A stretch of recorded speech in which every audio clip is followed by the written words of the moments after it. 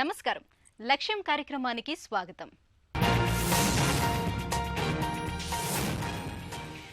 దేశంలో అత్యంత ప్రతిష్టాత్మకమైన సివిల్ సర్వీసెస్ పరీక్షలో ప్రతి దశ కీలకమైనదే.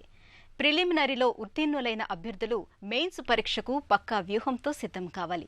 వచ్చే జనవరిలో జరగనున్న సివిల్స్ మెయిన్స్ పరీక్షకు అభ్యర్థులు ఎలా సన్నద్ధం కావాలి, విజయం సాధించడానికి ఎలాంటి ప్రణాళికతో ముందుకెళ్లాలి, ఎక్కడెక్కడ ఎలాంటి జాగ్రత్తలు తీసుకోవాలో నిపుణుల మాటల్లో తెలుసుకుందాం.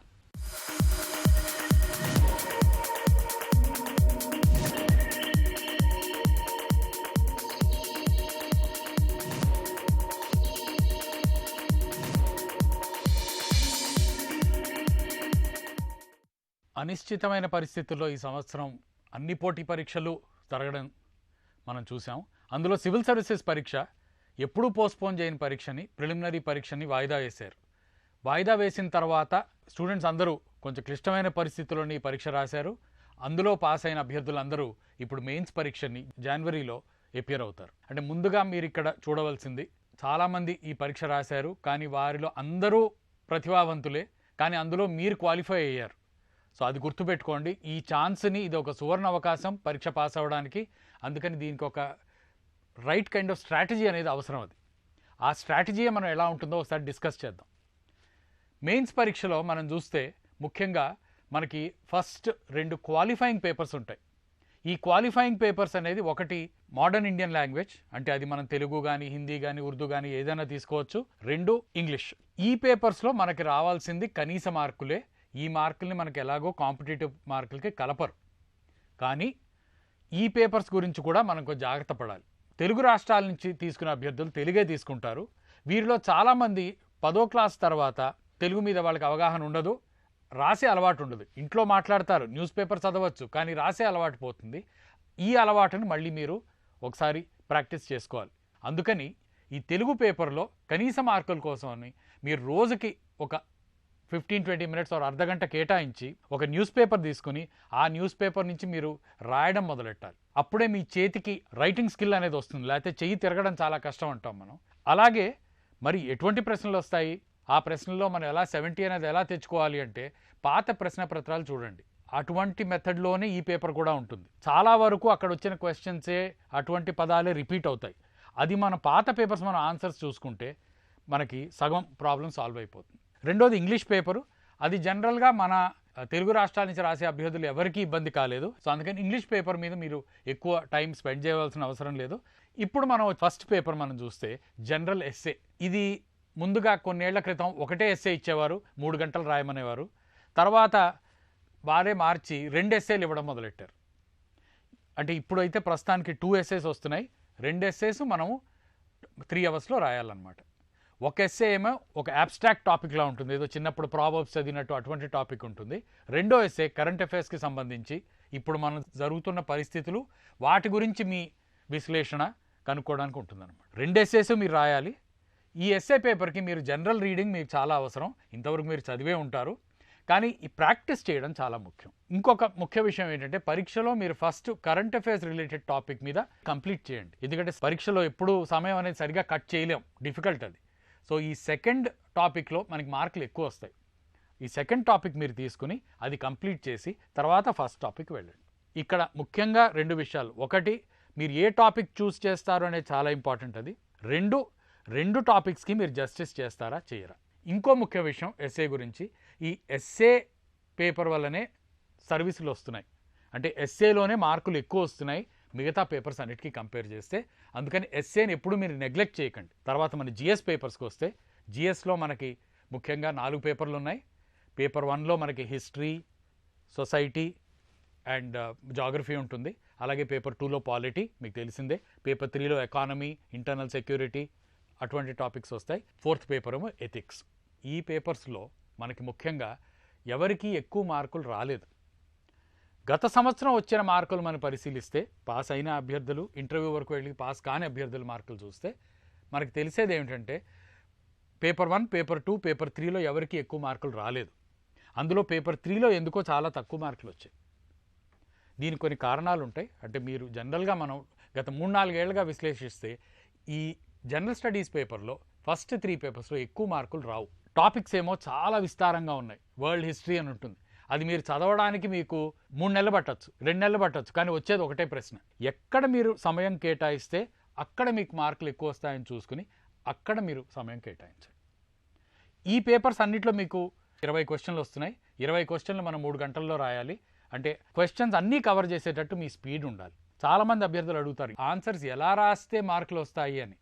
దీనికి ఒక్క స్ట్రెయిట్ ఫార్వర్డ్ సమాధానం అనేది లేదు, సైంటిఫిక్గా ఏమీ సమాధానం లేదు.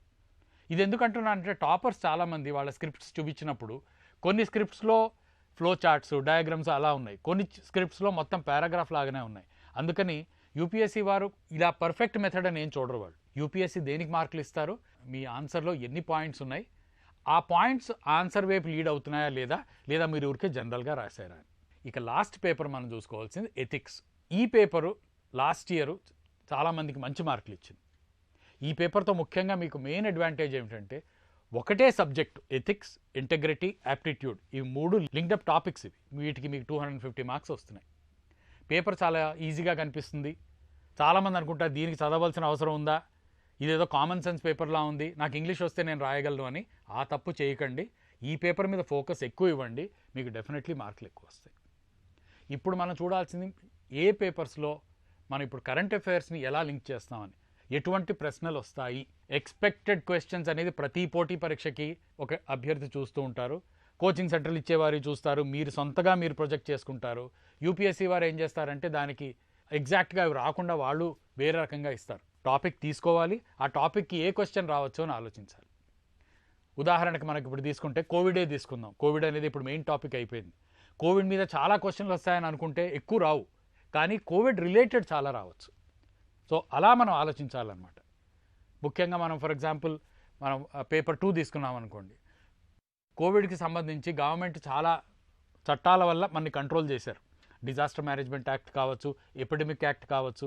ఈ యాక్ట్స్ గురించి క్వశ్చన్ రావచ్చు, లేదా ఒక ఎనలిటికల్ క్వశ్చన్ రావచ్చు. అసలు గవర్నమెంట్కి అధికారం ఉందా ఇలా చేయడానికి, మనందరినీ ఇంట్లో ఉండమని ఒక 2-3 నెలలు బయటికి రావద్దని చెప్పి నిబంధనలు పెట్టి చేసే అధికారం ఉంటుందా, లేదా వేరే విధంగా చేయాలా? ఇటువంటి ప్రశ్నలు విశ్లేషణ మీరు అర్థం చేసుకునే రీతిని చూసి అది టెస్ట్ చేసే క్వశ్చన్స్ చాలా రావచ్చు. అలాగే పేపర్ 3లో సైన్స్ అండ్ టెక్నాలజీలో వ్యాక్సిన్ ప్రిపరేషను, డిఫరెంట్ ట్రయల్స్, ఇటువంటి వాటి మీద మనకి ప్రశ్నలు ఎప్పుడైనా రావచ్చు. అలాగే యాప్టిట్యూడ్ అంటే మీరు ప్రభుత్వ పాలనా శాస్త్రానికి సంబంధించి మీరు ఒక అధికారిగా రేపు డెసిషన్ తీసుకోగలరా అని వారు చూడాలంటే మీకు వాళ్ళు ఒక జనరల్ ఒక ఇమాజినరీ సిచ్యువేషన్ ఇవ్వచ్చు. సో అన్ని పేపర్స్కి ఇలా మీరు ఆలోచించి ప్రిపేర్ చేసుకుని మీరు దాని గురించి ప్రాక్టీస్ చేయాలి. గుర్తుపెట్టుకోండి, ఇప్పుడు మీరు ఒక స్టేజ్లో ఉన్నారు. ఇప్పుడు మీకు సర్వీస్ రావాలంటే ఈ మెయిన్స్ పరీక్షలో వచ్చే మార్కులే మీకు చాలా ముఖ్యం. అంటే ఇక్కడ మార్కులు ఎక్కువ వస్తేనే ఇంటర్వ్యూలో మార్కులు ఎక్కువ వస్తే మీకు సర్వీస్ వస్తుంది. ఇక్కడ మార్కులు ఎక్కువ వస్తేనే మీరు అసలు ఇంటర్వ్యూకి వెళ్తారు. సో దీన్ని మీరు చాలా జాగ్రత్తగా ప్రాక్టీస్ చేసుకుని ఇప్పుడు వచ్చిన అవకాశాన్ని మీరు జాగ్రత్తగా ఉపయోగించుకుని ఇప్పుడు చెప్పినవన్నీ మీరు చేస్తే మీరు డెఫినెట్గా యుల్ సక్సీడ్. నేడు ఏ పోటీ పరీక్ష రాయాలన్నా రీజనింగ్ అత్యంత కీలకంగా మారింది. ఈ రీజనింగ్ సబ్జెక్ట్లో అభ్యర్థులు ప్రధానంగా గమనించాల్సిన అంశాలు కొన్ని ఉన్నాయి. Coding, decoding, direction, sitting arrangement, puzzle test, blood relations, input, output వంటి అంశాలపై ప్రత్యేక దృష్టి సారిస్తే పోటీ పరీక్షల్లో విజయానికి దోహదపడతాయని అంటున్నారు నిపుణులు. ఆ వివరాలను మలుపులో తెలుసుకుందాం.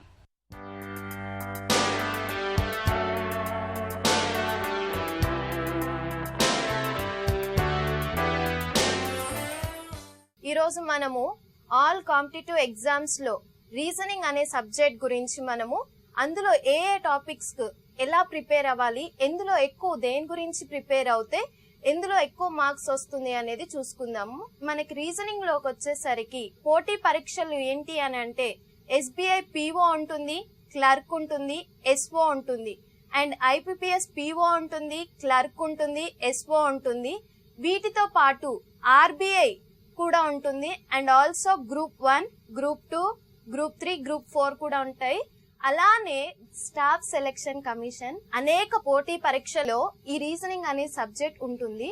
ఈ రీజనింగ్ సబ్జెక్ట్ లో వచ్చేసరికి మనకి ఏమేం టాపిక్స్ ఉంటాయో అనేది ఇప్పుడు ఒకసారి చూసుకుందాం. Syllogisms, coding, decoding, coded inequalities, seating arrangement, puzzle test, blood relation, input output, mixed series, అనేక పోటీ పరీక్షల్లో ఇవన్నీ మీకు ఉపయోగం అవుతాయి అన్నమాట.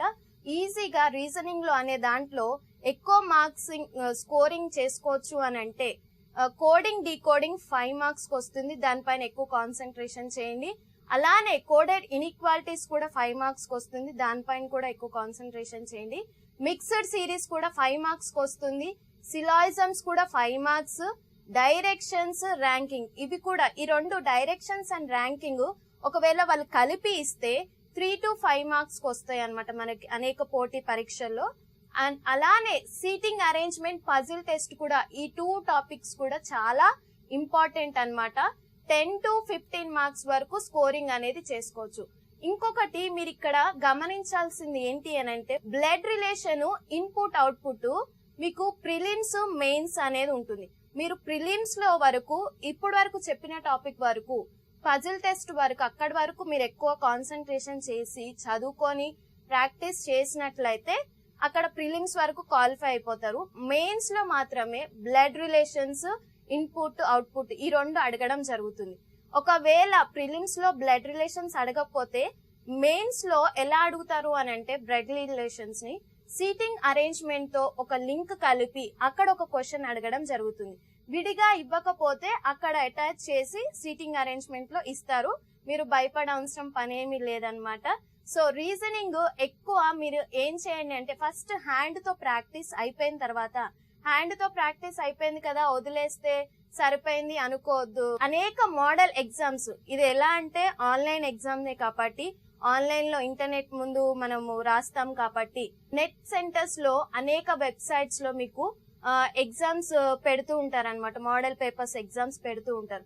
సో అందులో ఒకసారి మీరు రీజనింగ్ ఈ టాపిక్స్ అన్ని ప్రాక్టీస్ అయిపోయిన తర్వాత ఒకసారి ఒక ఎగ్జామ్ రాయండి. మీరు ఎన్ని నిమిషాలు తీసుకుంటున్నారు ఒక్కొక్క క్వశ్చన్ కి, ఎంతసేపు పడుతుంది, మనం ఇంకా ఎంత స్పీడ్ పెంచుకోవాలి అనేది తెలుస్తుంది. ఈ రీజనింగ్ అనేది ఫ్రెండ్స్ మీరు ఎలా అంటే అనేక ప్రీవియస్ ఎగ్జామ్స్ జరుగుతాయి కదా, bank exams, SSC exams, NTPC, railway group D, ఇవన్నీ రాసిన exams previous papers, mock test papers ఉంటాయి.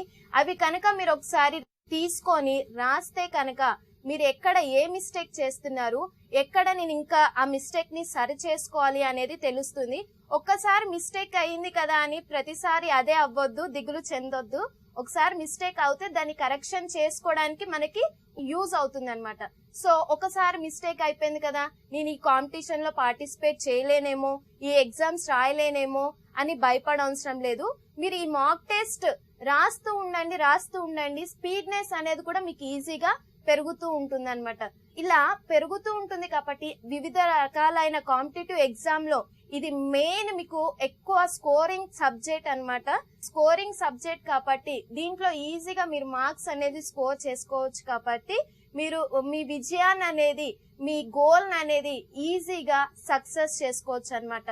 సో ఒక్కొక్కరికి ఒక్కొక్క గోల్ ఉంటుంది. ఆ విజయాన్ని ఈ రీజనింగ్ సబ్జెక్ట్ కనుక మీరు వివిధ పరీక్షల్లో మీరు ఆన్లైన్ ఎగ్జామ్స్ వస్తూ ఉంటాయి కాబట్టి, ఇంకా ఎగ్జామ్స్ నోటిఫికేషన్స్ ఇప్పుడు విడుదల చేస్తారు కాబట్టి దీన్ని నిర్లక్ష్యం చేయకోకుండా దీన్ని మీరు ప్రాక్టీస్ చేస్తూ ఉండండి. ఇప్పటి నుంచే మీరు అనేక మాక్ టెస్ట్ లో నేను చెప్పిన టాపిక్స్ అన్ని ప్రాక్టీస్ చేశారనుకోండి, మీరు ఈజీగా ఈ సబ్జెక్ట్ లో స్కోరింగ్ అనేది చేసుకోవచ్చు ఫ్రెండ్స్. ఓకేనా? Thank you. మన ముందు తరాల వారిలో ఎందరో ఆదర్శప్రాయులు మన కళ్ల ముందు మెదులుతారు. ఎన్నో రకాల విజయాలను సాధించి అటు సమాజానికి ఎన్నో సేవలు అందించిన వారు దేశ విదేశాల్లో ఉన్నారు. అలాంటి వారి నుంచి నేటితరం యువతి యువకులు తెలుసుకోవాల్సిన విజయ రహస్యాలు ఎన్నో ఉన్నాయంటున్నారు నిపుణులు. ఆ వివరాలు గెలుపు మంత్రాల్లో తెలుసుకుందాం.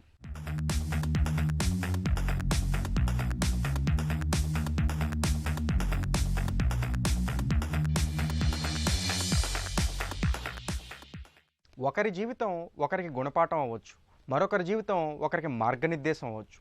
ఇవన్నీ ఎలా ఉంటాయంటే ఒకరి జీవితం నుంచి చాలా నేర్చుకుంటాం, కొంతమందిని చూస్తే మాత్రం జీవితంలో ఖచ్చితంగా ఇలా ఉండకూడదు అనిపిస్తుంది.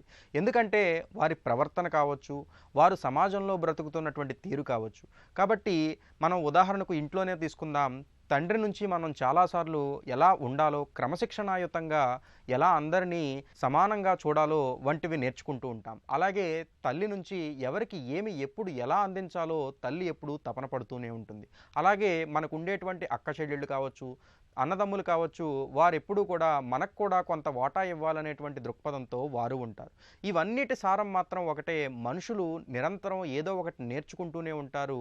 ఆ నేర్చుకోవడం అనేది కేవలం పుస్తకాల్లో నుంచి వచ్చేటువంటి జ్ఞానం మాత్రమే కాకుండా అనుభవం నుంచి, ఎదురైనటువంటి మనుషుల నుంచి, మనుషులను చదివే ప్రక్రియ ప్రారంభించినప్పుడే నిజంగా అనేక విషయాలు మనకు అవగతమవుతుంటాయి.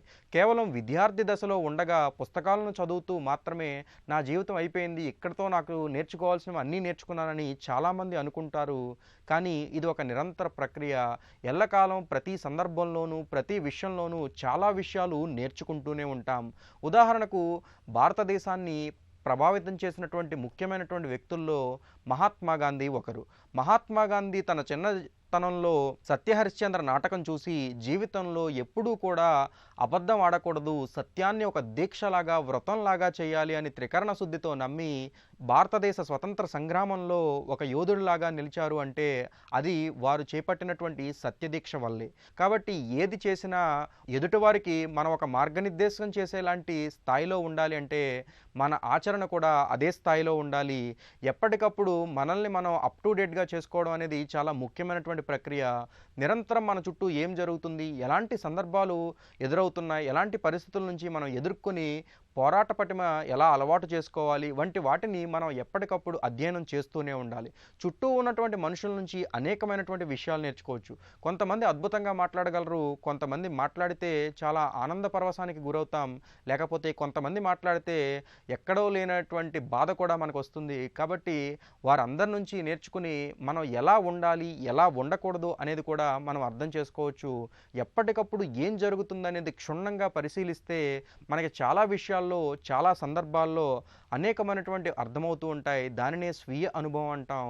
ఏదైనా ఒక సంఘటనలో మనం వెళ్ళి దాంట్లో వచ్చినటువంటి సాధక బాధకాలను మనం అర్థం చేసుకుని ముందుకు సాగడమే నిజమైనటువంటి జీవిత ప్రయాణం. అంతేకాకుండా కేవలం ఒకసారి పరాజయం పొందామనో, లేకపోతే గతంలో ఇలా జరిగింది కాబట్టి అని దాన్ని పట్టుకుని వేలాడడం, గతజన సేతుబంధం, గతం ఎప్పుడూ బాధగానే ఉంటుంది.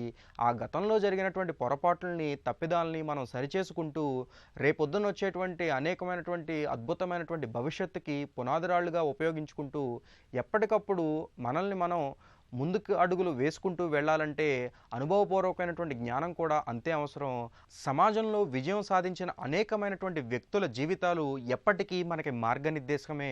అలాంటి వారిలోనేటువంటి ముఖ్యులు థామస్ అల్వా ఎడిషన్. మనందరం ఇవాళ ఒక రంగుల ప్రపంచంలో అద్భుతమైనటువంటి విద్యుత్ వెలుగుల మధ్య బతుకుతున్నామంటే థామస్ అల్వా ఎడిషన్ ఆయన కనిపెట్టినటువంటి విద్యుత్ బల్బే కారణం.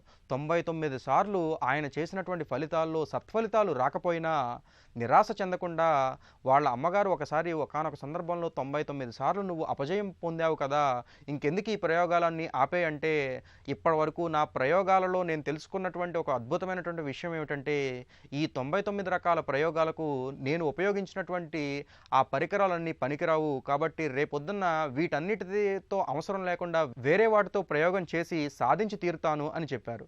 అంటే ఆయనలో ఉండేటువంటి పట్టుదల, ఆయనకున్నటువంటి తపన, అన్ని రకాల అనుభవాల నుంచి వచ్చినటువంటి జ్ఞానాన్ని రంగరించి మనందరికీ ఇవాళ అద్భుతమైనటువంటి విద్యుత్ కాంతులను పంచారంటే వారి యొక్క కృషి, పట్టుదలే అందుకు ప్రధాన కారణం. అంతేకాకుండా మనందరికీ సుపరిచితులు, నిత్య నిరంతర విద్యార్థి, నిరంతర జ్ఞాన పిపాస డాక్టర్ ఏపీజే అబ్దుల్ కలాం. ఎక్కడో తమిళనాడులో ఉన్నటువంటి రామేశ్వరంలో ఒక మత్స్యకార కుటుంబంలో పుట్టి చిన్నప్పటి నుంచి అంచెలంచెలుగా ఎదిగి ఒక పేపర్ బాయ్ నుంచి పతాక స్థాయిలో భారతదేశ రాష్ట్రపతిగా ఆయన వెలుగొందారు అంటే దానికి ఆయన కృషి, పట్టుదలే కారణం. అనుక్షణం నిరంతరం ఆయన జ్ఞాన పిపాస, అనేకమైనటువంటి పుస్తకాలను అధ్యయనం చేయడంతో పాటు అనేక మంది మిత్రులతో, అంతేకాకుండా గొప్ప వయోలిన్ విద్వాంసులు కూడా ఆయన అనేకమైనటువంటి సందర్భాల్లో ఏదైనా ఒత్తిడికి గురైనప్పుడు వయోలిన్ వాయించేవారని కూడా చాలామంది ఆయనతో కలిసి పనిచేసినటువంటి మిత్రులు అనేక సందర్భాల్లో చెప్తూ ఉండేవారు. అన్నిటి సారం మాత్రం ఒకటే, వీలాంటి మహానుభావుల చరిత్రలను మనం అధ్యయనం చేసి వాళ్ళలో ఉన్నటువంటి నిగూఢంగా దాగి ఉన్న శక్తియుక్తుల్ని మనం అర్థం చేసుకుని దానికి వాళ్ళు చేసినటువంటి కఠోర శ్రమ, కఠోర తపస్సుల్ని ఎలా అయితే చేసి ముందుకు వచ్చి శిఖరాగ్ర స్థాయిలో ఉన్నారో దానిని అర్థం చేసుకుని ముందుకు సాగడమే నిజమైనటువంటి జీవిత అనుభవం నుంచి వచ్చినటువంటి పాఠం అంటారు. అలాగే ఇతరుల అనుభవాల నుంచి మనం పాఠాలు నేర్చుకోవాలి, ఆ పాఠాల నుంచి మనం లాభాలు పొందాలి. అప్పుడే మనం జీవితంలో శిఖరాగ్రమైనటువంటి స్థాయికి చేరుకుంటాం. ఈ వారం ఉద్యోగాలు ప్రవేశాల్లో మరికొన్ని అవకాశాల వివరాలను పొందుపరిచాం. పూర్తి వివరాలకు ఆయా సంస్థల వెబ్సైట్లను కూడా అందిస్తున్నాం. జాగ్రత్తగా గమనించి లబ్ధి పొందుతారని ఆశిస్తాం. ఇండియన్ ఆయిల్ కార్పొరేషన్ అప్రెంటిస్ ఖాళీలు 493. అర్హత సంబంధిత ఐటీఐ. దరఖాస్తు విధానం ఆన్లైన్ ద్వారా. చివరి తేదీ December 12. National thermal corporation diploma engineer పోస్టులు 70. అర్హత సంబంధిత ఇంజనీరింగ్ డిప్లొమా. దరఖాస్తు విధానం ఆన్లైన్ ద్వారా. చివరి తేదీ December 12. Indian coast guard Navik పోస్టులు 50. అర్హత 10వ తరగతి. దరఖాస్తు విధానం ఆన్లైన్ ద్వారా. చివరి తేదీ December 12. IIT Tirupati PhD MS ప్రోగ్రాముల్లో ప్రవేశాలు. అర్హత సంబంధిత పీజీ గేట్ యూజీసీ స్కోర్. దరఖాస్తు విధానం ఆన్లైన్ ద్వారా. చివరి తేదీ December 6. Telangana veterinary university MVSc ప్రోగ్రాముల్లో ప్రవేశాలు. అర్హత సంబంధిత డిగ్రీ. దరఖాస్తు విధానం ఆన్లైన్ ద్వారా. చివరి తేదీ డిసెంబర్ 7. ఈ వారం లక్ష్యం కార్యక్రమం మీకెంతగానో ఉపకరిస్తుందని ఆశిస్తాం. మీ అభిప్రాయాలు, సూచనలు మా ఇమెయిల్కు పంపించండి. మా ఇమెయిల్ ఐడి laksham@etv.co.in. వచ్చే వారం మరికొన్ని అంశాలతో మళ్ళీ మీ ముందుకొస్తుంది మీ లక్ష్యం. అంతవరకు సెలవు. నమస్కారం.